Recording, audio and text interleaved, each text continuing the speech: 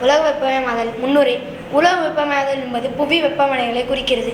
இது புகைப்படிவ எரிபொருட்களை எரித்தல் மற்றும் காழ்ப்பிறப்பு போன்ற மனித நடவடிக்கைகளாக பூமியின் சராசரி வெப்பநிலையை படிப்படியாக அதிகரிப்பதாகும்.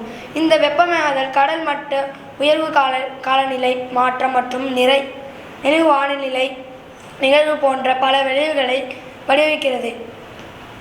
காரணங்கள். முதன்மையான காரணங்கள் புதைவடிவ எரிபொருள்களை எரித்தல் மற்றும் காடுகளை அழிப்பது போன்ற மனித நடவடிக்கைகள் ஆகும். இவை வளிமண்டலத்தில்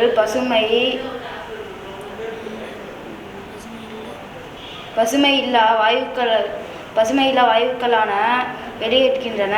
அடுத்து விளைவுகள். கடல்மட்ட உயர்வு பனிப்பாறைகள் மற்றும் பனிப்படலங்கள் உருகுவதால் ஏற்படுகிறது.